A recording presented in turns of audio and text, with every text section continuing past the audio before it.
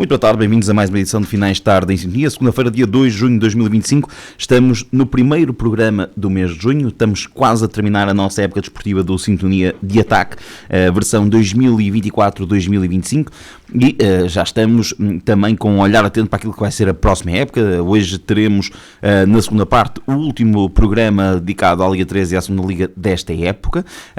Depois teremos ainda mais também uma semana, duas semanas deste Sintonia de Ataque ligado aos campeonatos distritais e também ao Campeonato de Portugal, para depois fazermos uma pequena pausa, para depois regressarmos em formato de mercado em sintonia, porque já se mexe muito também, já se vai sabendo um pouco daquilo que vai acontecendo, já começa a fervilhar aquilo que é a preparação da época 25-26 nos campeonatos que costumamos acompanhar. Hoje o nosso painel com Jorge Silva, com Diniz Rezende e com Carlos Silva, vamos olhar para fazer balanços. Hoje é dia de fazermos balanços, vamos olhar para a divisão de elite, para a primeira divisão e para a segunda divisão no Distrital de Aveiro. Vamos também olhar para as equipas que subiram do Campeonato de Portugal à Liga 3 e vamos também dar uma pincelada já, uma antevisão daquilo que poderá ser a Série B da próxima época, onde teremos 4 equipas do Distrito de Aveiro, mas já lá vamos então a todas essas análises. Também dar as boas-vindas aos nossos ouvintes, obrigado por estarem desse lado, obrigado pela vossa companhia e vamos então, sem mais delongas, começar pela primeira análise. Vamos começar por aquilo que aconteceu este fim de semana,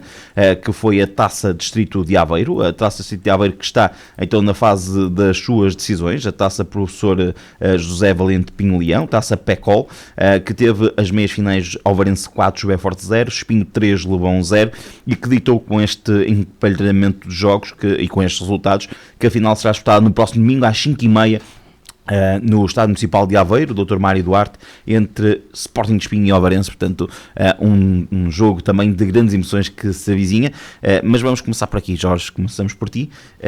Como é que viste estes resultados? Vitórias volumosas, quer de Alvarense, quer de Espinho, frente aos José Forte e Lobão. As equipas da casa acabaram por vencer. Já vamos à antevisão da final, vamos focar-nos para já nas meias finais. Boa tarde. Boa tarde. Boa tarde a quem nos ouve, boa tarde também a quem está aqui no estúdio. Eu diria que deu um bocadinho lógica, não é? Eu acho que estaríamos todos mais ou menos à espera que quer Alvarense que Espinho estivessem na final. Eram claramente, parece, equipas mais apetrechadas que os seus adversários. Muito embora nós saibamos que na taça há sempre aquele pormenor de ser só um jogo que faz levar o jogo para outro tipo de patamar de favoritismo, ou seja, o favoritismo potencial é sempre um bocadinho mais anulado, de certa forma, mas o que é certo é que acabou por dar um bocadinho a lógica. Olhando para o que foi o jogo da Alvarense, eu diria que a Alvarense muito rapidamente resolveu as suas questões.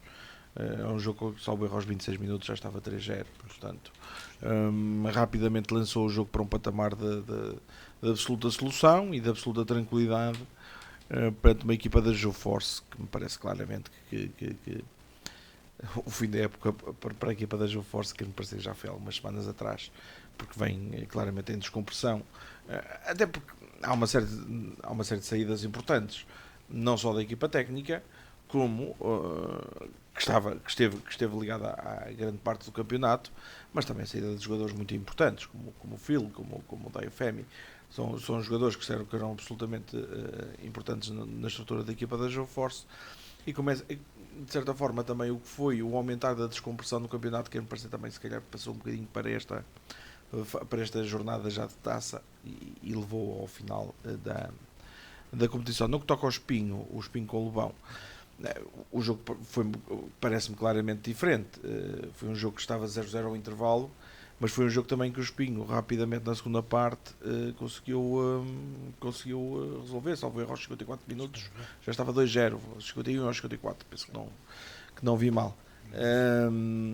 Ou seja, são dois jogos com andamentos diferentes, mas no fim de contas o que dita é que na final teremos duas equipas que expectavelmente seriam equipas que nós poderíamos dizer à partida que seriam candidatas a ganhar esta competição.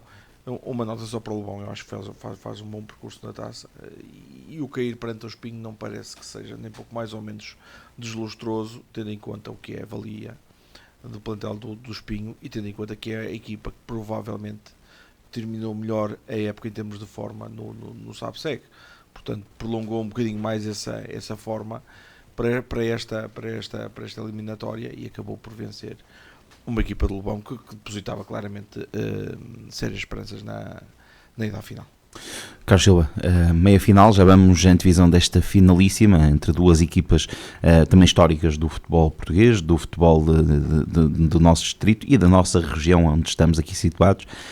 As meias finais, há alguma surpresa nos resultados, nos vencedores? Boa tarde aqui ao painel, boa tarde para si, boa tarde lá para casa. Olhando aos resultados e às equipas e ao investimento, não acho que seja, não sei que seja surpresa o que se passou ontem. De qualquer das maneiras, eu fui ver o Espinho Lobão, no Alvarense. Acho que aquilo ficou resolvido rápido, mas o Lobão, na primeira parte, deu um bocadinho de luta ao Espinho. Ninguém pensa que o Espinho, na primeira parte, que foi superior ao Lobão. Tem melhores jogadores, tem mais soluções. Qualquer jogador do Lobão se calhar não entrava no plantel do Espinho, mas o André Canedo armou a equipa de uma forma que o Espinho teve muita dificuldade e em termos de oportunidades se calhar na primeira parte a coisa esteve dividida. O trabalho, acho que o Tiago Leite fez uma chamada de atenção aos seus jogadores, olhando o potencial da sua equipa, a qualidade dos seus jogadores e aquilo que tinham vindo a fazer até esta altura do campeonato, que era um jogo de taça, alterou e bem, alterou para melhor. Acho que o Lobão na segunda parte foi surpreendido pela forma como o Espinho se apresentou. O Espinho meteu mais um ponta de lança, encaixou os seus avançados naqueles jogadores soltos cá atrás da defesa do Lobão e o Lobão nunca mais se encontrou. O Espinho acelerou um bocadinho o passo, o Saidia começou a movimentar-se lá na frente, o Guerra também, e em 2 ou 3 minutos, salvo erro, como o Jorge disse, o Espinho fez 2-0. Fez 2-0, mas o primeiro golo é um golo de sorte. O segundo é uma jogada de qualidade, mas nós temos de perceber assim, é o que fez o Lobão na primeira parte e o que não fez na segunda. Cada equipa joga aquilo que a outra deixa jogar, mas eu também, se fosse treinador, isto aqui agora já sou eu a imaginar coisas. Eu se era capaz de avisar os meus jogadores, nós não vamos alterar nada, porque estávamos muitíssimo bem até ao intervalo, mas se a equipa adversária fizer alguma coisa da normal, nós temos de mudar para isto ou para aquilo ou para aquele outro. E o meu guarda-redes, aos 5 minutos da segunda parte, estava logo no chão, porque agora o futebol é quase como o basquetebol. O jogador vai ao chão e dá para falar 5 minutos com os jogadores e dizer vamos retificar isto, retificar aquilo. Acho que o Lobão demorou tempo a fazer isso e quando o fez, não teve a mínima hipótese. Também penso que o cartão amarelo ao Let's tirou um bocadinho de possibilidades ao Lobão de jogar um futebol mais agressivo, mas de qualquer das maneiras a justiça da vitória não está minimamente em dúvida. O Espinho na segunda parte foi superior, portanto, ao Lobão em todos os aspectos.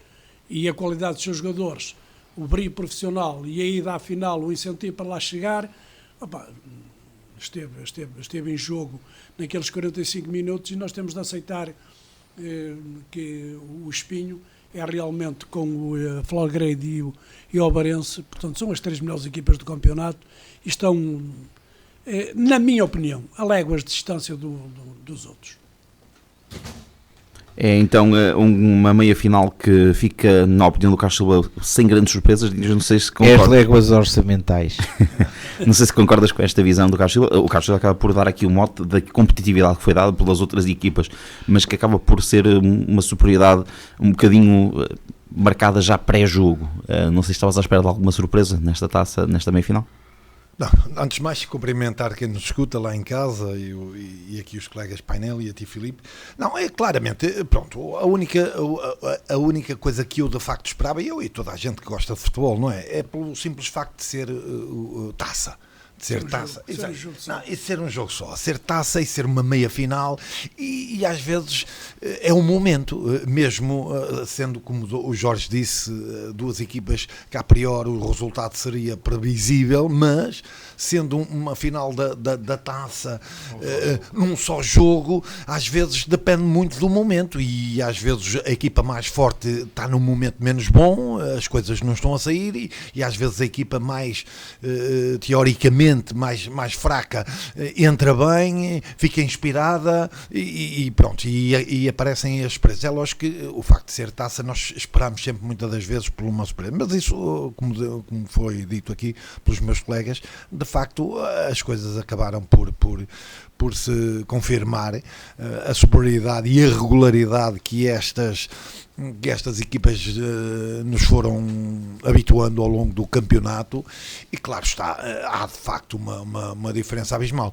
Penso que nesta final, e agora é mais uma curiosidade que eu lanço aqui a quem nos escuta, acho que esta final, no meu ponto de vista, o que é que vai dar? Vai dar um bocadinho aquilo que eu já falei há umas semanas atrás, não é? Se fizermos aqui um campeonato a 3 entre, de facto, estas 3 equipas que fazem uma diferença abismal das outras, neste campeonato a 3, tanto o Alvarense como o Espinho fizeram 7 pontos a jogar entre si e o que menos pontos fez foi de facto a Flor Grade e acabou por subir, ficar em primeiro lugar e ser a equipa mais regular.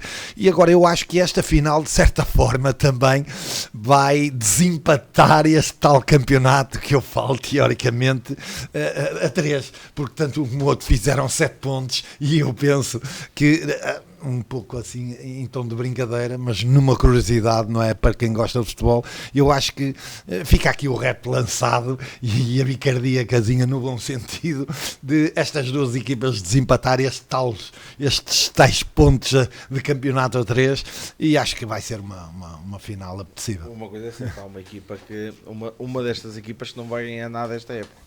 Pois, essa também tem essa. Muito embora há uma perspectiva, é que as 3 equipas acabam de já garantir a passagem para a Taça de Portugal. Exatamente. Quer a Flor Grade, por via da sua subida, quer o Obarense por via do segundo lugar e o Espinho pelo facto de participar na final da Taça da Aveiro. Jorge, nós temos de perceber o seguinte: a irregularidade do Espinho na primeira volta foi Matou incrível. muito. Foi problema. E eles perdem 7 pontos com o Alba e o Oliveira do Hermo. É verdade.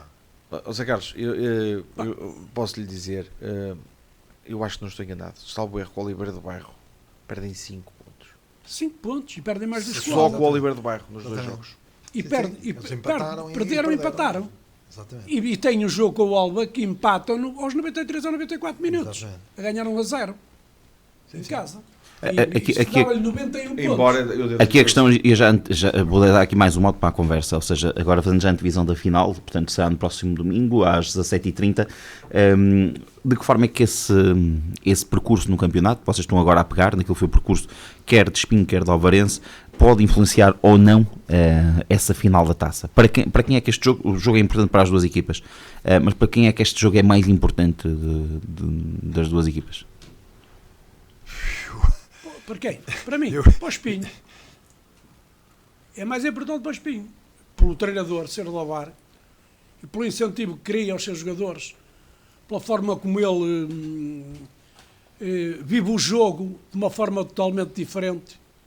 Ele não vive o jogo com o Espinho, ele sente-o, mas não o exterioriza. E isso, parecendo que não, mexe muito com eles. E depois é um conhecedor daquilo que o Obarense faz. Sem dúvida alguma, ele é um conhecedor daquilo que o Obarense faz. E se calhar o Obarense não sabe metade daquilo. E depois já há um pormenor do seguinte, é que enquanto ele, na minha opinião, Espinho, tem 7 ou 8 soluções cá fora, que pode baralhar completamente o treinador do Obarense, o Obarense não tem jogadores, na minha opinião, não tem jogadores para baralhar as ideias do treinador do Espinho. Tem muitos jogadores, mas não os baralha, porque ele conhece os de Gingeira. Agora é perceber se a equipa técnica do Alvarense conhece da mesma forma os jogadores de Espinho. E eu vi jogar 2 vezes. Vi o Espinho a jogar em casa com o Alvarense e perdeu 2-0 e vi o Alvarense a ganhar 3-0 em Espinho. e vi uma Obarense ali em Nogueira da Regedora, pragmática, a matar, portanto, o Espinho na sua parte mais forte, que era o jogo aéreo, 2 lances de bola parada, 2 golos, e vi o Espinho cilindrar ao Obarense no jogo em Ovar, na minha opinião. Acho que o Espinho fez uma exibição categórica, uma personalidade tremenda, em que disse ao Obarense aquilo que andava, e motivou até a saída do Ricardo Meia, Já vou a ti, Dinis. Jorge, não sei se queres pegar aqui nas palavras do Carlos Silva. Vamos lá ver uma coisa. Se estivéssemos ainda em dúvida, por exemplo, no Espinho, quem é que seria o treinador, eu diria que era mais importante o jogo para o Espinho, mas parece-me que já é mais ou menos certo ou conhecido a renovação do Tiago Leite, portanto não há essa questão da pressão eventual que o resultado poderia trazer sobre ele. Também desse lado, do lado do Ovarense, tanto quanto se sabe, não será as pessoas que lá estão. Os mentideiros que aí andam falam no Fernando Pereira. Não sei se é verdade ou se é mentira, mas Bom treinador. Com 2 títulos seguidos. Parece-me claro que é um bom treinador. Pelo menos provas Mas, dadas. Nestes 2 últimos até anos. posso estar redondamente enganado, mas os mentideiros que circularam na última semana apontavam para aí. Pronto. Posso estar redondamente enganado. A informação não sou eu que a estou a dar, foi claro. também a mim. E o Sr. Carlos também ouviu como eu ouvi, acho eu. Sim. Pois, que este sorriso maroto do Sr. Carlos já deve saber alguma coisa. Agora, como honestamente não me parece que a solução da nova equipa técnica do Ovarense vá passar pela atual equipa técnica, também me parece que por aí não é um motivo de maior pressão. Chegando a este ponto, qual delas é que tem mais pressão para o que quer que seja? E eu diria que se calhar quem tem mais pressão para vencer é a equipa do Espinho, porque ficou em terceiro, apenas e só por isso, porque ficou num degrau abaixo. Agora, eu honestamente também acho, eu se calhar vou dizer uma grandíssima asneira, mas eu vou arriscar-me. Eu acho que este é um jogo em que, em teoria, o mais candidato provavelmente será a equipa do Ovarense. Eu vou dizer porquê. O mais candidato. Eu vou dizer porquê. Mas achas tanto como o Carlos Silva que quem tem mais necessidade de ganhar é o Espinho? Sim, eventualmente sim. Agora, o que é que eu acho, porque é que eu digo isto? De acordo com aquilo que o Sr. Carlos dizia, que é o Tiago Leite conhece tudo da equipa do Ovarense. Conhecia na equipa técnica anterior. Claro. E aí é que eu acho que pode haver eventualmente uma vantagem, que é esta equipa técnica poder ter novas ideias, que podem ir mais ou menos de encontro, ou que pode ser combatido pela equipa do Espinho, e naturalmente que o Espinho não tenha a mínima dúvida, que já analisou os jogos que esta equipa técnica, que está agora no comando técnico do Ovarense, fez e já os analisou devidamente, não tenho a mínima dúvida. Agora, quer-me parecer também que de onde poderá vir a maior surpresa será da Ovarense para o Espinho e não o contrário. E o efeito de surpresa pode jogar um bocadinho contra. Depois também tem outra coisa. Se há equipa que me parece que pode ser eventualmente mais perigosa numa final deste género, em termos do que é capacidade de transição, honestamente, eu fico com a ideia que é a equipa do Ovarense. Sim, e isso pode fazer diferenças. Mas o Espinho também tem. Eu não tenho a mínima dúvida. Quer dizer, quem tem um jogador como o Willy ou o próprio Guerra, o Ricardo Rodrigues, mas eu pode matar na transição, não tenho a mínima dúvida. Mas quem tem os aceleros, como tem o Ovarense, também me parece, eu acho que é mais perigosa na transição a equipa do Ovarense que a equipa do Espinho. Elas são muito idênticas, mas só há uma coisa que eu acho que estamos a falar de duas equipas muito que em termos de poderio são equipas muito poderosas. Muito pontos de vista. Sim, claramente. Não estamos aqui a dizer não estamos aqui a fazer um X2 vitória do Ovarense. Não, claro. Estamos aqui a identificar tendências. Mas eu só há uma coisa que eu não concordo com vocês os dois, que é achar que o Espinho terá necessidade de ganhar, que é para salvar a época. E eu acho que não, eu acho que é o contrário. Eu acho que o Ovarense é que precisa de ganhar para salvar a época. Porquê? Porque o Espinho teve um mau começo. andou ali, foi quase um eterno terceiro constante, um perseguidor que deu muita distância a estes dois e não sei o quê. E todos nós nos fomos habituando. Quer dizer, continua a vencer ao Florgueiro. Todos nós nos fomos habituando assim a uma certa fraqueza, entre aspas, e a não conseguir acompanhar o barco do Espinho e não sei o quê. E o Varense sempre ali taca com o Florgueiro, taca. E de repente, numa final, perde esta final com o Espinho e não ganha absolutamente nada. E o tal Espinho, que era aquele que andou sempre a correr atrás de prejuízo e tal, sai em grande. Por isso, eu acho que se calhar em termos anímicos e até de alguma responsabilidade desportiva por aquilo que se foi passando ao longo da época, eu acho que o Ovarense tem muito mais necessidade de ganhar esta final para. Eu não estou a dizer que vai ganhar, tem mais necessidade de a ganhar do que o próprio Espinho, porque o Espinho já desceu ao inferno, como se costuma dizer, durante o campeonato, já desceu várias vezes. Agora o Ovarense não. Também não fez na parte final. Por isso é que eu digo, se o Ovarense não levar a taça, eu acho que o Ovarense acaba por considerar esta temporada extremamente negativa. Diniz, qualquer das equipas vai à procura de ganhar 2 troféus. Claramente. Qualquer das equipas vai à procura disso. Isso tem muita influência, porque quem vai no domingo à final vai querer estar no próximo na Supertaça. Claramente. Quer discutir tão bem a vitória nisso. Muito e qualquer das equipas tem jogadores de grande qualidade, uma pode ganhar a outra. Mas eu acho que quem está mais motivado neste momento, acho que é o Espinho. Eu aí não aceito, peço desculpa. 2 equipas que vão a uma final, o único título que podem ganhar na época, as 2 equipas têm que estar absolutamente motivadas. Aí não tenho a mínima dúvida. Podemos falar em termos de predisposição para. A conjuntura do Espinho está melhor. Que possam dizer para um lado ou para o outro. Agora, em termos de motivação, eu nem me quero acreditar que equipas desta dimensão, os jogadores não estão motivados para o que não, mas o Carlos tem razão, no sentido de conjuntura. Sabes que é muito mais fácil trabalhar sobre vitórias e sobre quem as coisas estão. Quem levou os últimos desgostos foi, de facto, o Ovarense. E tens outro pormenor aqui. Mas a justiça de vingança também às vezes é engraçada. Eu estou-me a atirar para esses pormenores aí. Sim. Porque há coisitas que eu agarro-me a elas, alfinetes e linhas, aquelas coisas todas. Agarro-me a isso tudo. É que o Ovarense ainda está numa fase de adaptação ao treinador. Pois, claro. Também teve essa questão. O Espinho já sabe de cor aquilo que o treinador quer. Mas por outro lado, vale o que vale, não é? Mas este treinador com 3 jogos do Ovarense tem 3 vitórias. 1-0 ao Pampilhosa, 6-0 ao Cojães, 4-0 ao Joéforce. E veja agora os resultados do Espinho com quem foram. Não, estou apenas a juntar aqui esse pormenor, ou seja...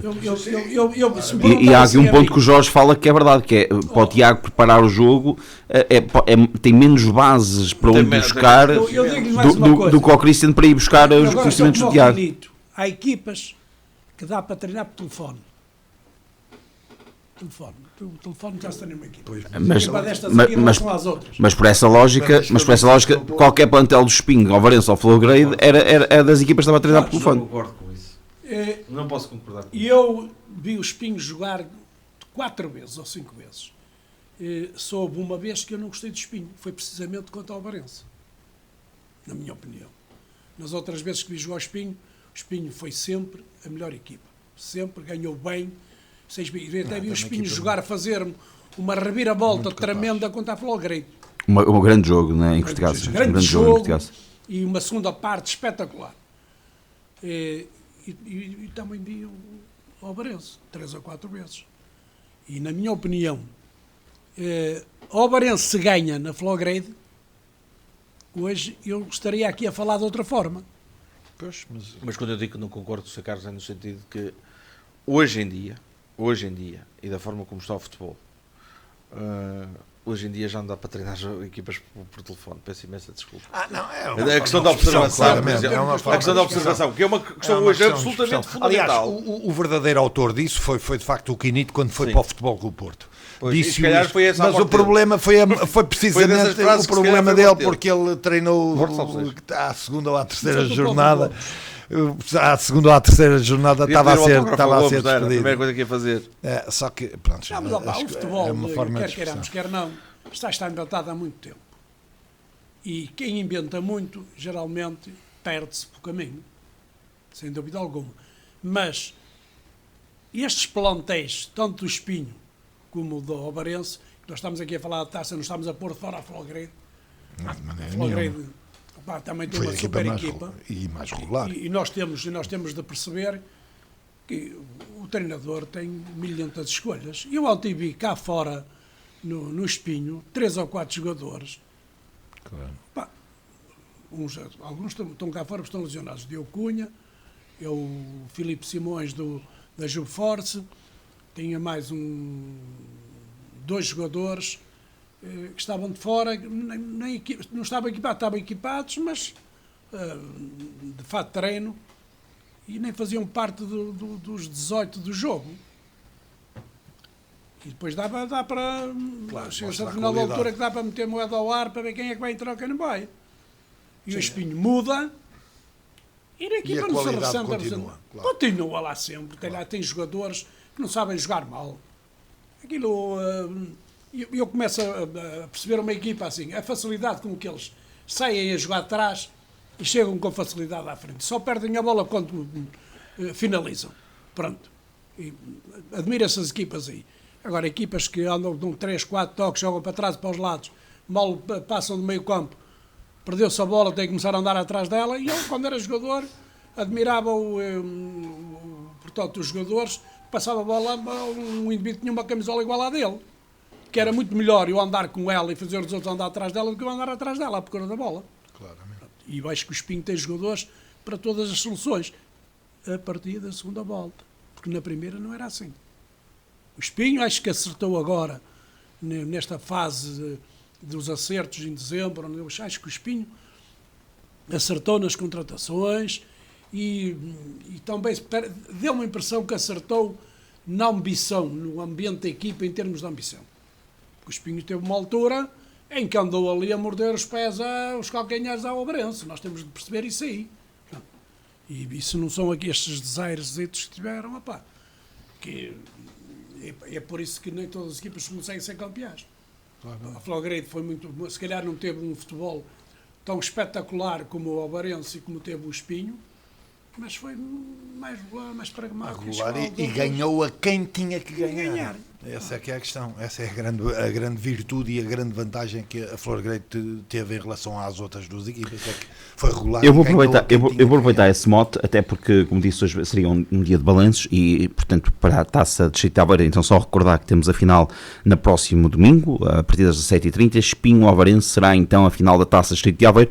O vencedor desse jogo irá então conseguir marcar presença na Supertaça que irá acontecer daqui a 15 dias, e também com esta qualificação do Ovarense e do Espinho para a final, sabemos que o Espinho também irá marcar presença na Taça de Portugal na próxima época. Portanto, teremos já Flogredo, Ovarense e Espinho, as 3 equipas conseguem qualificar-se para a Taça de Portugal. Também aqui um fator importante, porque a Ovarense, como consegue a qualificação de forma direta a partir do segundo lugar no campeonato, deixa então espaço para o Sporting Espinho, que seja vencedor ou vencido da final da Taça de Distrito de Aveiro, então com esse lugar na Taça de Portugal. Vamos agora só relembrar então como é que terminou o campeonato. A Flogredo foi campeã com 92 pontos, portanto sobe aos campeonatos nacionais. Segundo lugar para a Ovarense com 88 pontos, qualificação assim desta forma diretamente para a Taça de Portugal, e fica ainda a sonhar com uma muito remota e hipotética hipótese de ser repescado e convidado para participar dos campeonatos nacionais da próxima época. Segundo lugar para o Espinho com 84, quarto José Force com 52, quinto Lobão com 51, sexto Fiéis com 50, sétimo Passos Brandão e Recreio de Água com 45, nono Alba com 44, décimo Moris com 43, décimo primeiro Pampilhosa com 38, décimo segundo Vista Alegre com 37, décimo terceiro Albeiro Bar com 36, os meus pontos Relâmpago Nogueirense, e a Banca é o último a ficar nestes campeonatos na próxima época com 35 pontos. Descem Bustelo, Canedo e Cocujens desta época, portanto ficam nos 3 últimos lugares. Sabemos que sobem então Estarreja, Fermentelos, São Roque e Cesarense. Já sei a decisão? Da próxima época. Neste momento estou aqui a olhar exatamente para o site da Federação Portuguesa de Futebol, portanto ainda não está atribuído a pontuação dessa situação, portanto no próprio site da Federação não temos ainda a qualificação atribuída, portanto teremos que aguardar mais uns tempos. Os dois 29 pontos. Os dois têm 29 pontos, exatamente. Os dois têm 29 pontos e o Cogentes tem 21 pontos.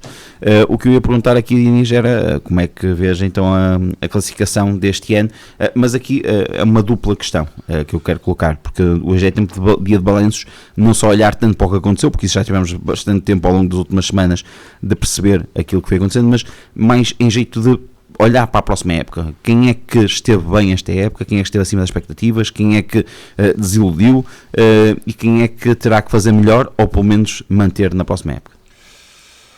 Bem, eu acho assim, à primeira vista, há duas equipas que me saltam perante esta classificação final.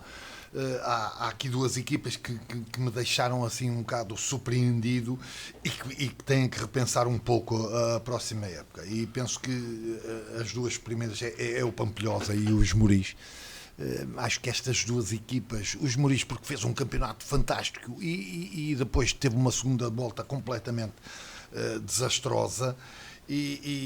Mas claramente foram aquelas que eu acho que deveriam ter repensado um pouco. E o próprio Passos Brandão também, não tanto para o campeonato que fez este ano, como é lógico, porque de facto este campeonato foi complicado, mas fazendo a comparação com aquilo que o Passos Brandão nos habituou na última época, portanto há 2 anos atrás, eu acho que esta época por parte do Passos Brandão também foi muito pouco conseguida.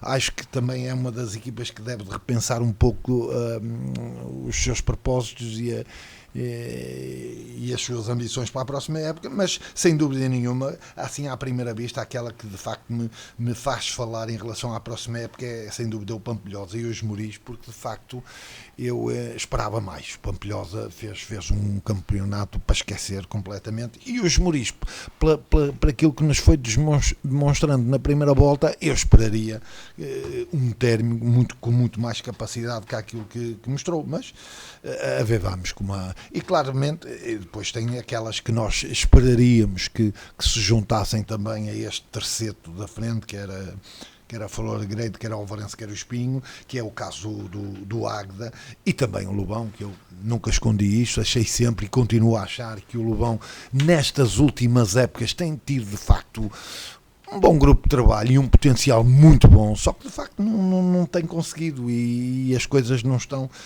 Portanto, é outra equipa que eu acho que também deveria de repensar um pouco também a próxima época, sem, claro, dizer que este lugar que acabam por obter é extremamente honroso perante as equipas que estão em cima, não é? E, claro, há que falar depois também da Joeforce, que de facto é precisamente o contrário disto que eu tenho vindo a dizer aqui das anteriores.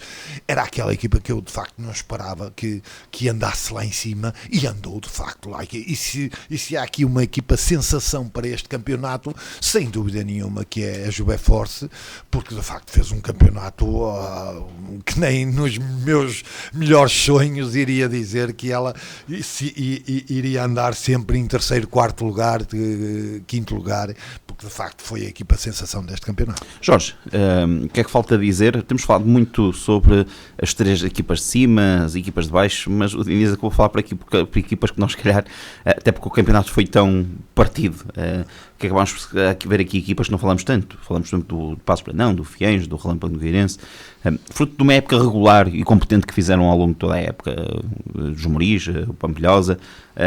Como é que viste esta época no seu todo, não querendo condicionar a tua análise? Podes analisar aquilo que tu entendes, como é óbvio. Assim, em termos do que era a perspectiva da época, parece-me que os 3 primeiros acho que ninguém esperava que fossem diferentes. Pelo menos nos 3 que lá estariam em cima.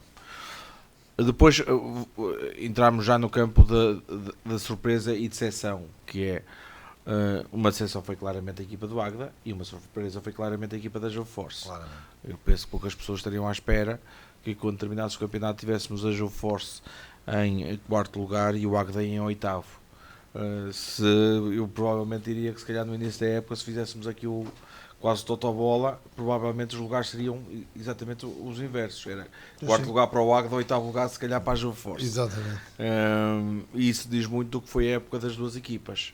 Muito embora a equipa da Joeforce começou muito bem e terminou já num plano um bocadinho mais inclinado, ao contrário da equipa do Águeda, que muito cedo no campeonato começou a deslizar e acaba por terminar o campeonato até já num muito melhor estilo. No que toca às equipas do Conselho, quer Lobão, quer Fiães, quer Passos de Brandão, e deixo para a frente, quer o Relâmpago Nogueirense, quer o Canedo, eu diria que não me parece que haja aqui grandes nuances. Parece-me efetivamente que o Lobão das três era a equipa que estava melhor. Mas a queda dos Muris é impensável também. Não, eu ainda não Muito cheguei aos grande. Muris, calma. Sim. Não, é demasiado. Eu estava a falar Lobão, Fiães e Passos de Brandão. Bem, parece-me claramente que a equipa de Lobão, das equipas de Conselho, era a equipa que estava melhor capacitada. Portanto, não me espanta este quinto lugar e acho que se enquadra perfeitamente dentro do que era o espírito da época. Esperava efetivamente que provavelmente o Passos de Brandão pudesse ter um bocadinho mais de facilidades no campeonato que propriamente a equipa de Fiéis. Era o que se perspectivava.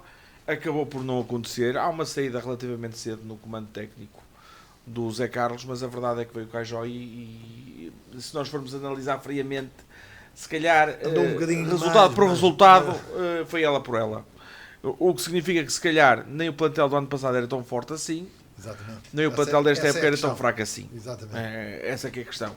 Eu acho que época passada houve um conjunto de situações que propiciaram que o Passos de Brandão fizesse um campeonato absolutamente estrondoso. Essa é a incógnita que fica. Agora, e parece-me claramente que um dos culpados disso foi o Tiago Leite, vamos ser claros. Sim. Vamos ser claros, não tenho grandes dúvidas disso. E claramente, parece-me que depois ali, não é que haja muitas saídas na equipa de Passos de Brandão. Alterações mas há ali circunstâncias que levam logo o jogo, ou levam logo a equipa para outro tipo de patamar e que acabam por levar para um campeonato que foi absolutamente tranquilo, é bom dizer-se. Sim. A equipa do Passos de Brandão nunca correu passou grandes problemas. riscos. Mesmo quando acabou por haver troca de treinador, mesmo nesse momento não havia sequer, não estava sequer próximo da linha d'água, portanto, campeonato tranquilo. perfeitamente tranquilo. No que toca à equipa de Fiéis, até trocou bastante cedo de equipa técnica. No final da primeira volta já estava bem mais tranquilo. Houve ali depois outra vez. Sim, houve ali uma série de jogos seguidos que eles ganharam, que se descolaram. Houve depois ali um ligeiro abaixamento, mas depois terminei muito bom estilo a equipa de Passos de Brandão, a equipa de Fiéis, e com uma nota que eu acho que deve-se relevar. Foi das equipas de frente que mais jogadores jovens lançou. Lançou uma série de jogadores da formação. E devo dizer o seguinte: Ricardo Pinheiro teve ali uma. A equipa de Fiéis tem a equipa sub-19 na divisão de honra, que é a segunda divisão distrital de Aveiro. E mesmo assim não houve medo em arriscar miúdos. Sim. Miúdos.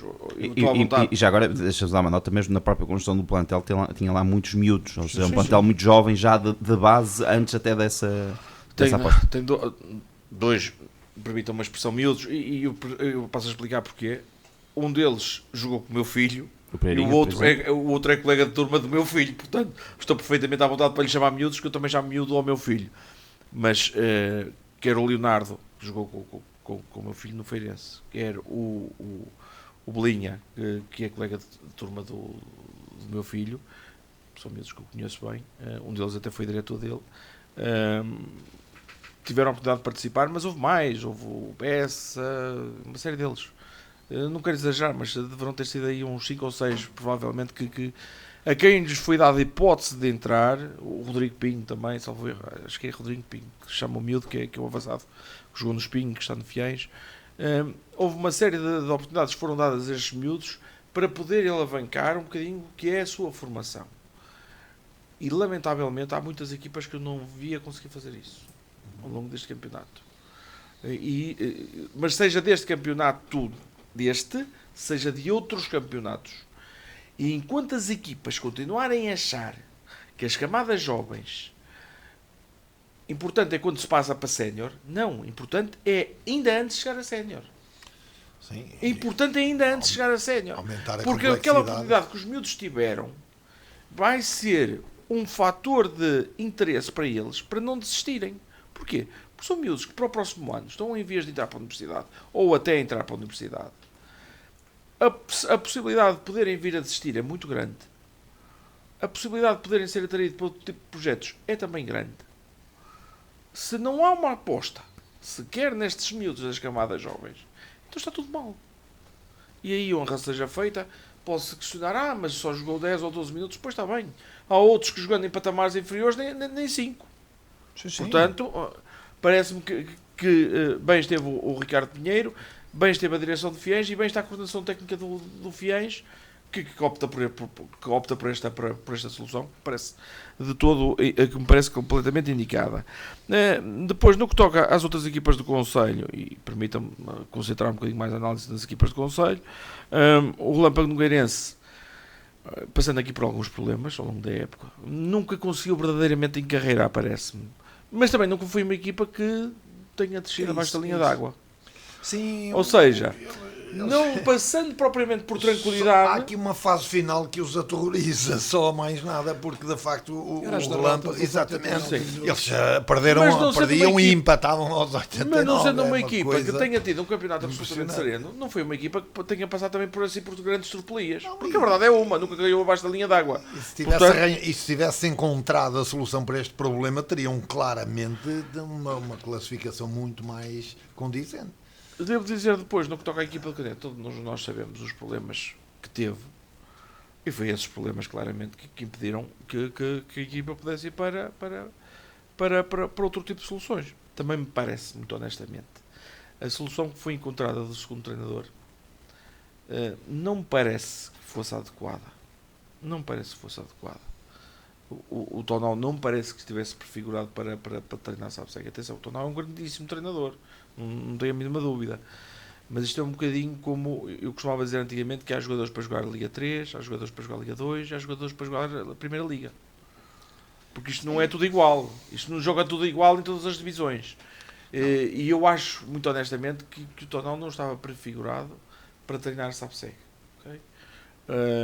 Por via do desconhecimento que me parece que existia, que parece existir em relação a algumas equipas, e também mediante o que era a dificuldade de condições que existia em termos de escolhas. Pronto, isso, como é óbvio, condicionou o Tonal e condicionaria qualquer treinador, como é óbvio. Sim. E isso o Tonal não tem culpa absolutamente nenhuma. Mas, tendo em conta tudo quanto aconteceu, não me parece que fosse de todo inexpectável que isto viesse a suceder.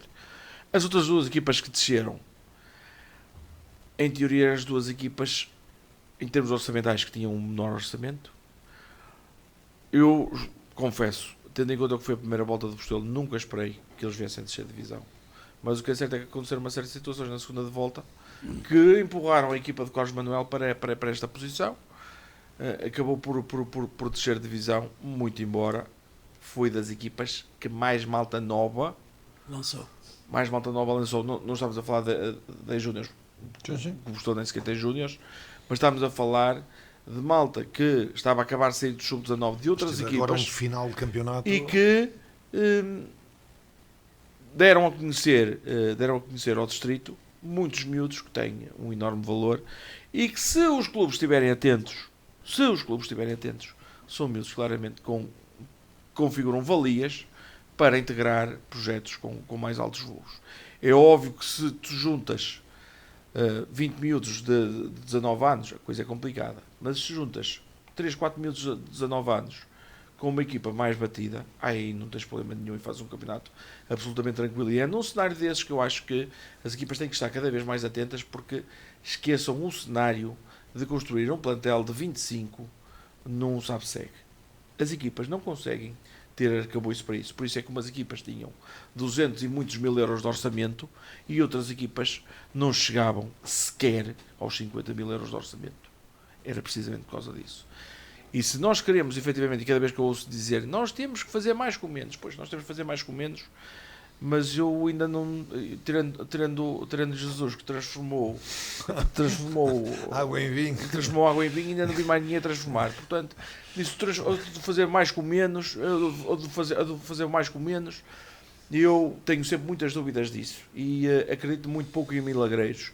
E como acredito muito pouco em milagreiros, eu diria, e rematando isto, diria que foi um campeonato bem disputado a 3 velocidades.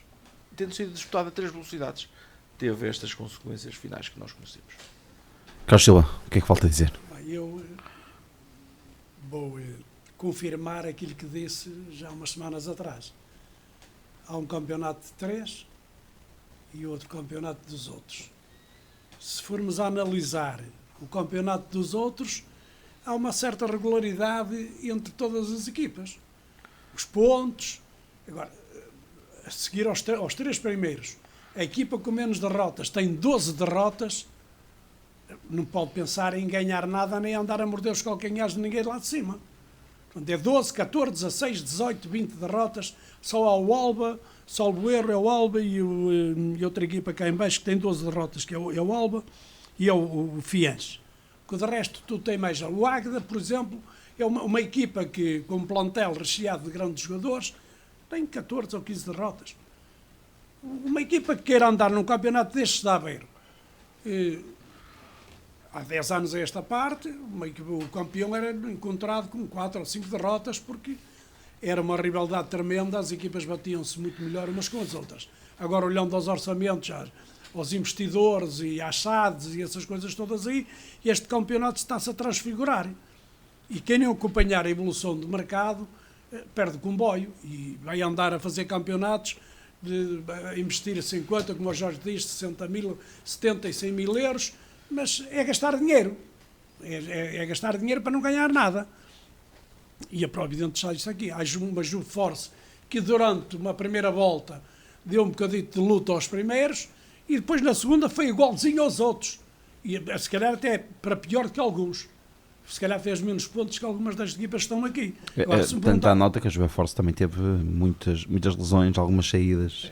O Jorge há bocado disse que o Fiéis, com a entrada do Pinheiro, quer dizer, despachou alguns jogadores que tinha lá e apostou nas camadas jovens.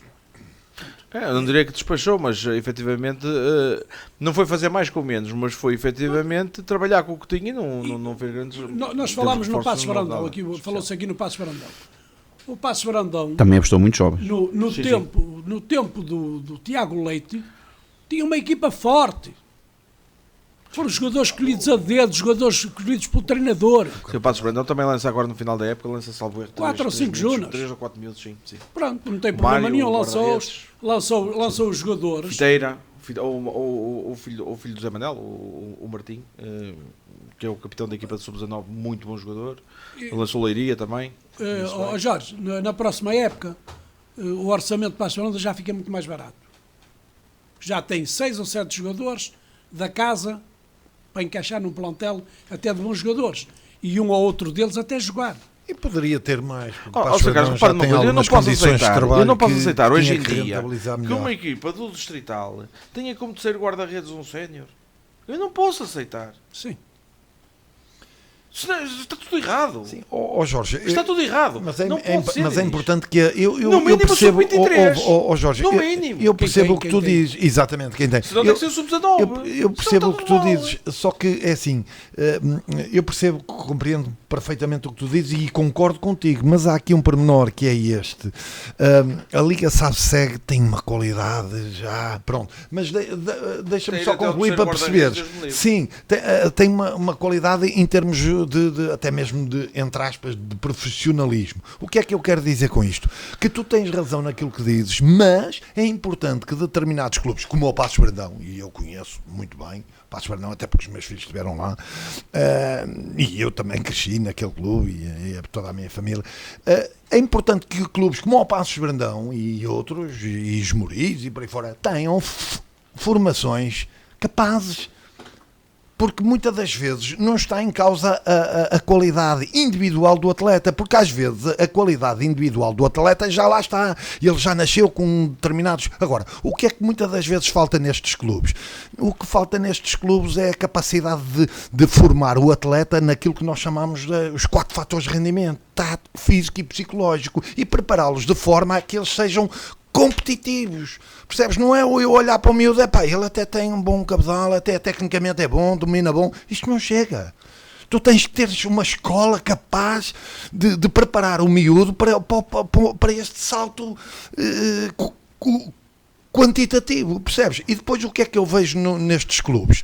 Vejo, por exemplo, na fase final, e muito bem, como já foi aqui dito, tu apostares num ou noutro jogador, às vezes dos júniores e tal, não sei o quê. Mas é importante que isso seja feito logo no início da época. é importante que no início da época dos séniores pré-época, tu metas 2 ou 3 jogadores dos júniores, ou 4 ou 5, os que for preciso. Tens é que ter um coordenador técnico que saiba ler. Mas não é para ser 15 dias, Claramente, como alguns clubes fazem. exatamente, por 15 dias depois nunca mais querem saber dos Anda cá miúdos. a treinar 15 dias enquanto os outros são de férias, depois vai. Não. Tu também tens de perceber o seguinte: os treinadores também correm muitos riscos com isso aí. Perdem 2 ou 3 jogos, até lançam 2 ou 3 júniores, mas ninguém quer saber disso para nada. Sim, isso também é uma verdade. Agora, Mas o Diniz também está a falar em apostar neles. Exatamente, eu estou Está a dizer a formá-los, a potenciar o potenciá-los e aumentar a complexidade. Aí estou totalmente de acordo com o Aumentar a Diniz. complexidade, Ó entendes? Jorge, tu repara num pormenor. Tu hoje tens facilidade de ir buscar jogadores a qualquer lado, mesmo das camadas jovens. É preciso dar condições melhores que aqueles que ele tem. O Feirense tem, portanto, os jogadores preferem ir para o Feirense do que para outra equipa qualquer. Já estão a preferir também ir para o Lourosa. Já equipas estão a dar umas condições excelentes para os jogadores poderem aparecer. E eu, se tivesse um filho jogador, metia o meu filho numa equipa que tivesse sub-19, sub-21, sub-23, para ele ter, portanto, 2 ou 3 anos depois de sair de Junas, ou dá jogador, ou vai estudar e vai trabalhar. Certo? A minha opinião é essa aí. Agora, tu diz-me quem são as equipas, e tu estiveste a treinar uma equipa de camadas jovens, que têm as condições destas equipas. É que os jogadores têm sempre preferência de ir para lá, porque se chegar ao Feirense a banar com a saca, queres vir para aqui? Eles vão logo. Pronto. E nas outras equipas, ainda penso, tu tens de andar ali a passar um bocado de manteiga e aquela coisa toda para o jogador vir, ou então ele tem muita confiança em ti. Caso que não treinam bem. Não é? Sim. E nós temos de entender, por exemplo, o Paços de Brandão, já uns anos atrás, era das equipas que mais jogadores lançava das camadas jovens. Era uma equipa forte nisso aí. Também tinha sempre grandes júniores, andaram várias vezes nos nacionais, sempre com grandes equipas de júniores, e o pessoal gostava de jogar no Paços. A partir de determinada altura, começou... o Paços tinha sempre uma boa equipa de iniciados, passavam para os juvenis, já era campeão de iniciados, depois era campeão de juvenis, depois era campeão de júniores. Ora, isso é um chamaril. E o importante no meio disto tudo aqui é a organização, a forma como se organiza as camadas jovens. Há muita gente que não dá importância a isso. Claro, isso é não dá a parte mais importância a isso, mas importante. das pedras fulcrais para o futuro de um clube, é as camadas jovens. Porque hoje, eu acho que os clubes já estão dominados pelos investidores. Já está quase tudo abafado por eles. 5, 6 jogadores têm que jogar e tal, para dar qualidade, e olhando dali, advém algum money. Portanto, os clubes aceitam isso.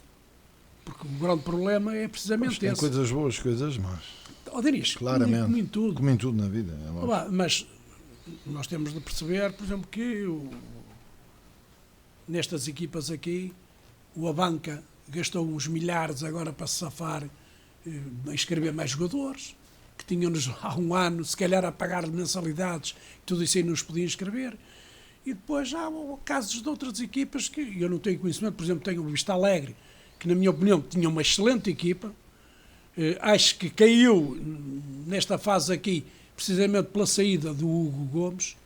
Acho que ele é um belíssimo treinador e a equipa joga muitíssimo bem, e eu vi-os a jogar ali em Paços de Brandão e fiquei encantado com a forma dele jogar, sem dúvida alguma. Grande equipa, bons jogadores, sabem o que querem, mas queiram cá em baixo. E agora nós vamos ver assim, falar de orçamentos. Haverá assim muita diferença nos orçamentos entre a Juveforce e o Paços de Brandão. Agora só há 2 equipas que lutaram contra tudo e contra todos, em termos de orçamento. Sim. Foi o Bostelo e o Cuquejés. O Bostelo foi buscar aquilo que podia buscar. Não entrou em loucuras, não entrou em nada, chegou a dezembro. Perdeu até jogadores, não ganhou jogadores, enquanto quase todas as equipas foram buscar jogadores. O Bostelo perdeu o Barreira, salvo erro, e mais um ou dois perdeu jogadores. por uns tempos, sim, mas sim, depois é isso que eu digo. E agora, mas o Jorge Barbosa, salvo erro, Lobão. Foi a única coisa que conseguiu buscar. Foi comido. E se me perguntarem, o Bostelo merecia descer. Se calhar havia aqui equipas que mereciam descer muito mais que o Costelo. Depois daquilo que eles foram fazendo nesta fase final do campeonato, volta, até demonstra que se tivessem emendado a mão... jogar 2 vezes ou 3 e vi um jogo ou 2 deles na IAFA TV. O Bostelo é uma excelente equipa. Pagava um bocadinho muito pela inexperiência, claramente. Claro. Agora, Tu não consegues, eu costumo dizer, há 2 coisas que tu não consegues passar aos jogadores. Uma é pô-los mais altos e outra é fazer-lhes incutir experiência. Claramente. Isso é só com o Isso tempo. não tem nada a ver com a Isso é idade. só com o tempo. E a questão é uma, e nós sabemos, quando tu tens equipas, tens jogadores, repara, o Diogo Cunha a jogar no campo contra alguns jogadores do Estelo, tinha lá miúdos, alguns deles podiam ser filhos dele. Isto, sem desprimor para o Diogo Cunha, atenção. Claro. Elas não matam, mas morrem. E tu sabes, e tu andaste na bola muitas das vezes e já deves ter tido centrais ao teu lado que eram mais novinhos e tu andavas-lhe sempre a ensinar como é que o filme era. Imagina pôr um central de 18 anos que vem dos Júniors a dizer-lhe, olha, agora marca ali o Tuica. Agora marca ali o Tuica. E o Tuica faz que vai e arranca e o miúdo, e isto tudo. Sim, esse. Pronto, mas isso advém da tal formação, isso advém da tal qualidade que as formações têm que ter. E a qualidade não está no atleta em si, porque eu se for a União de Lamas, exatamente, eu se for a União de Lamas, eu com toda a União de Lamas, ou São João de Beira, ou Passos Brandão, ou Lourosa, seja onde for, porque hoje em dia já não é como no nosso tempo. No meu tempo, por exemplo, eu era iniciado, mas jogava nos juvenis. Porquê? Porque o Passos Brandão não tinha iniciados, só tinha juvenis e júniores. Mais nada. Hoje em dia já não. Nós hoje em dia temos um universo de 300 miúdos na formação de cada clube. Eu se for a Lamas, que de certeza absoluta arranjo ali 200 miúdos que estão lá na formação, desde os infantis aos júniores. Para aí. Mas pronto, mas todos os clubes arrondam aí. E tu em 200 miúdos é o tal efeito de pirâmide, não é? Nós vamos estreitando esta pirâmide. Com toda a certeza que tu em 200, 300 miúdos, tu chegas aos júniores com 5 ou 6 jogadores com qualidade.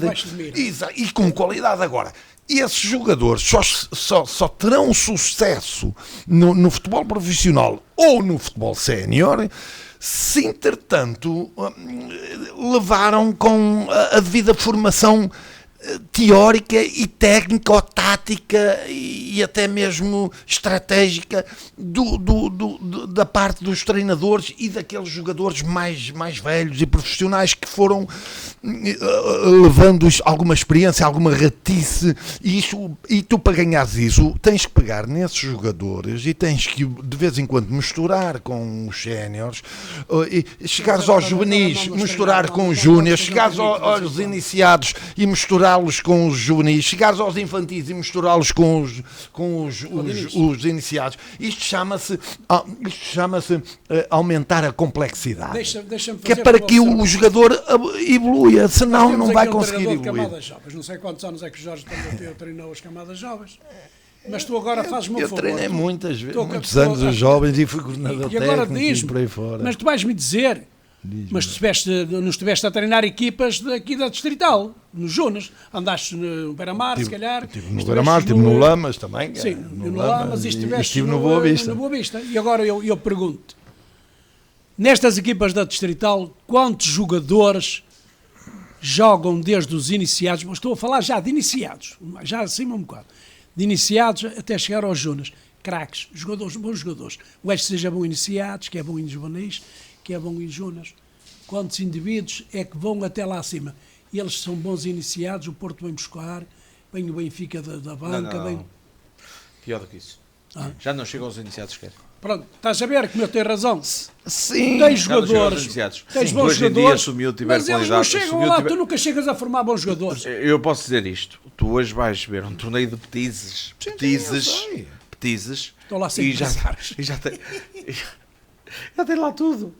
Já tem lá empresários, já tem olheiros, já tem lá tudo que tu queiras. Claro, e eu sei. E eu sei porque sou convidado também e hoje em dia, a fazer observações dessas. Eu sei que é assim. É assim, que iniciada a poder chegar a sénior, poderá haver um ou outro, mas muito poucos.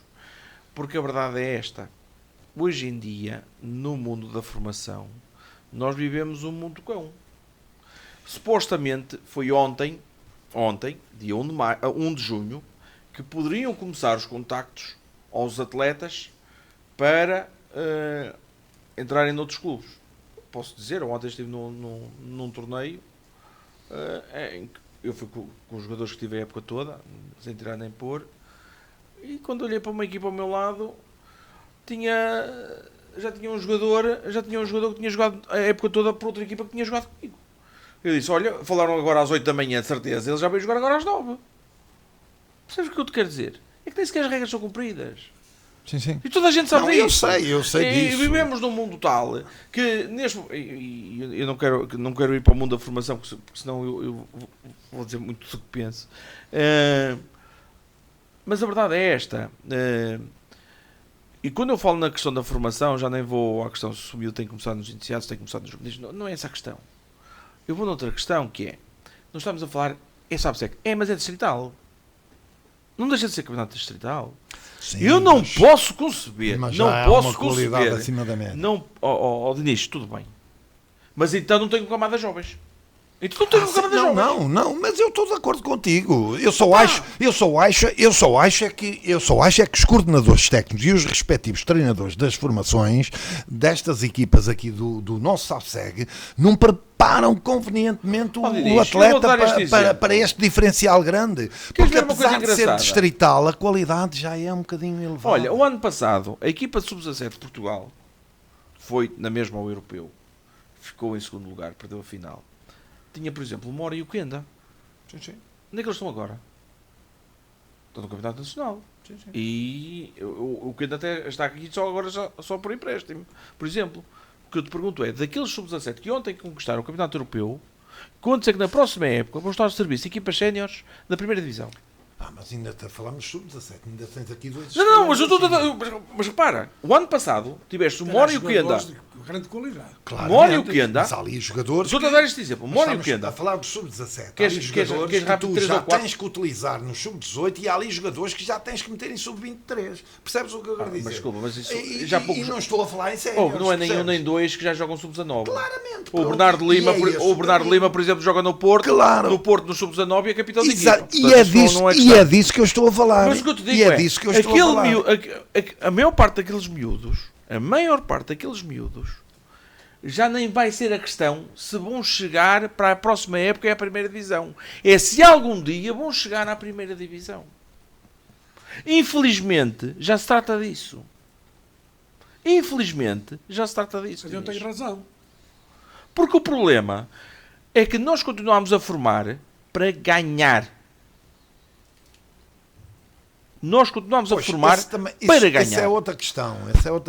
Não continuamos a formar para mais nada. Isso é outra questão que daria aqui também panos para mangas, porque esse é um grande problema também dos nossos treinadores, e digo isto com a experiência que tive no Boa Vista como coordenador técnico e muitas das vezes cheguei-me a zangar, no bom sentido, é claro, com alguns treinadores, porque de facto na formação às vezes há outros valores mais altos que se levantavam individualmente em cada treinador, não é? E há sempre todo o treinador que está na formação, e é lícito pensar assim, o sonho dele é treinar um dia mais tarde uma equipa profissional e chegar ao futebol profissional, e é lógico que ele sabe que os resultados são importantes e de facto, pronto, toda a gente muitas das vezes não consegue passar ao lado dos resultados desportivos, mas sem dúvida nenhuma que a formação vai muito para além do resultado desportivo, não é? Vai pelo desenvolvimento... Eu vou terminar então o meu ponto de vista em relação aqui às equipas, que é o seguinte: a diferença é tão grande entre o primeiro e o terceiro como entre o quarto e o 10º ou 12º. É 8 pontos ou 9 pontos também de diferença. É para vocês verem que sem estas 3 equipas isto era um campeonato tremendo. Claramente. Pronto, estavam todos preparados para subir divisão. Agora, aqui a guerra dos orçamentos, a guerra da competitividade que estas 3 equipas puseram desde a primeira hora em relação às outras foi diferente. Eu acho que estas equipas aqui se acomodaram e aceitaram a superioridade orçamental dos outros e não olharam à qualidade até dos seus ponteiros para poderem, na pior das hipóteses, fazer um bocadito de estorbar um bocadito a caminhada dos 3 primeiros. Estamos na reta final, deixei aqui um bocadinho mais para a discussão aberta, porque temos ainda 2 semanas para irmos acompanhando e também olharmos para as restantes competições, quer da primeira, quer da segunda distrital e também do Campeonato de Portugal, o que é que já se vai sabendo das séries que ainda se vão surgir. Daqui a pouco teremos então o último programa da segunda parte do Sintonia de Ataque, portanto na próxima semana já só teremos uma parte única, portanto vamos às notas finais, teremos um bocadinho mais tempo para a semana também para abordar outras temáticas. Vamos às notas finais, vamos começar por ti, Diniz, hoje. A minha nota final vai direitinha para o Sub-17, campeões europeus. Mais uma vez o futebol português está de parabéns. Bem, de certa forma, justificar aquilo que vamos vindo a dizer aqui também, que é, de facto, o futebol português tem dado uns passos muito bons em termos qualitativos e quantitativos, quer a nível dos jogadores, quer a nível de equipa técnicas, etc. E, de facto, um país com 9 milhões de habitantes, em que realmente o leque de escolha é muito menor do que naqueles países com 14 e 30 milhões de pessoas. É muito mais fácil encontrar jogadores. Isto só significa que nós, sendo um país pequeno com 10 milhões de habitantes, e conseguirmos estes tipos de resultados, significa que de facto as nossas instituições, os clubes, as federações, os treinadores, os jogadores e toda quer preparadores físicos, fisioterapeutas, toda esta gente que está ligada de forma direta e indireta ao futebol está de facto a trabalhar no bom nível e a prova disso é de facto estes resultados nos últimos anos e ao ponto de chegarmos até inclusive até diretores, não é? E há que dizê-lo também relativamente ao Paris Saint-Germain, etc. Pessoas portugueses que de facto fazem história na Europa. Está a trabalhar bem e está no bom caminho. Carlos Silva? A minha nota final vai para a moldura humana do Espinho e do Lobão ontem em Nogueira da Regedor, no campo do ADN. As meias finais foram disputadas o segundo contra o quarto e o terceiro contra o quinto. E uma das coisas que ontem era um bocadinho de calor. Estava calor e já convidava a ir para a praia muita gente. Encheram um estádio daqueles no jogo entre o Espinho e o Lobão, com o Lobão a jogar fora, não é o Lobão a jogar, com o Lobão a jogar em casa, certamente o Lobão teria mais gente que o Espinho. Claramente. Mas ontem o Lobão e o Espinho deram uma prova de paixão, de brilho, de acreditar e de gostarem de futebol. E isto aqui é o trabalho que está a ser desenvolvido pelos dirigentes desportivos, pelos diretores desportivos e por todas as pessoas envolvidas no futebol que estão a querer trazer outra vez o público para o futebol. E o futebol, mesmo sabendo que o Espinho ontem era o favorito, o Lobão apresentou-se lá com uma paixão e com um acreditar que eu nunca imaginei. Portanto, aqui vai os meus parabéns para a massa associativa de Espinho, que aparece sempre em grande número. A paixão pelo futebol em Espinho não acabou. E também para o Lobão, que teve, não vou dizer... Um horror espetáculo. Sinceramente, aquilo não vias uma brecha sim. nas bancadas para se dizer, olha, cabiam ali mais 4 ou 5 pessoas. E depois também, outro pormenor, a organização do jogo. Esteve muito bem. Terminamos, Jorge. Bem, a minha nota final vai para a justiça poética em diversas dimensões que aconteceu no sábado à noite, na vitória do Paris Saint-Germain sobre o Inter de Milão. A justiça poética porque sabia treinador, sabia pessoa de futebol que merecia voltar a levantar aquela taça e recordar um momento histórico da sua vida, era claramente o Luís Henrique. Claramente. Porque isto de inverter a ordem natural das coisas e morrer-nos um filho deve ser algo que eu não quero sequer pensar do que é que possa ser, portanto... É contra a natura. É logo a primeira parte da justiça poética. A segunda parte da justiça poética foi a primeira equipa do PSG que despachou as estrelas. Despachou o Neymar, despachou o Messi, despachou o Mbappé e jogou jogou efetivamente e foi contratar jogadores, sem dúvida alguma que são mais valias. É óbvio que ter um Kvaratskhelia, Deus me livre, Nosso Senhor, ter um Dembélé na frente, nem é bom de dizer, mas nenhum deles verdadeiramente são super estrelas como eram Messi, Neymar ou Mbappé. Portanto, também nessa parte foi um bocadinho de justiça poética. E a terceira parte da justiça poética foi precisamente para demonstrar que o futebol não é para ser jogado só por gigantones, porque eu sou do tempo em que se dizia tem que ter sempre um gajo grande no meio campo. Pois, mas eu olho para aquele meio campo do PSG e vejo Vitinha, vejo João Neves e curiosamente o que até tem mais chegado à frente é Fabiano Ruiz, que até acaba por ser o mais alto e não é propriamente um jogador combativo, nem pouco mais ou menos. Eles combatem precisamente a sua menor altura com uma coisa muito importante, que se chama inteligência e agressividade. Boa agressividade na disputa da bola e com a sua inteligência a antecipar e a capacidade para ter bola, que é absolutamente fabulosa daquele meio campo do Paris Saint-Germain. Já agora uma nota. Convidava que as pessoas comparassem o que foi a carreira do Dembélé desde a saída do Borussia Dortmund até esta época e que depois vissem o Dembélé a defender na final este sábado. Até me custava só de ver. Algum dia o Dembélé com o Guardiola ou afins no Barcelona defendeu daquela forma. Até gostava de ver. A diferença é só uma. Luís Henrique sim, sem dúvida nenhuma, fez uma senhora equipa de futebol. Sim. E foi, na minha modestíssima opinião, a par com o Liverpool até dezembro, a melhor equipa europeia de longe a jogar.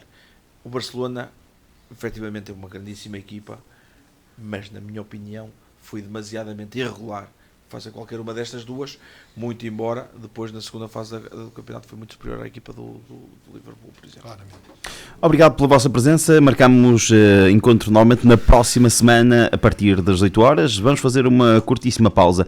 Daqui a pouco regressamos para a segunda parte, para o último programa desta época do Sintonia de Ataque dedicado à Liga 3 e à segunda Liga. Depois teremos o regresso para o Mercado em Sintonia, na próxima época novamente com os nossos craques microfone. Vai ser uma curtíssima pausa, já regressamos.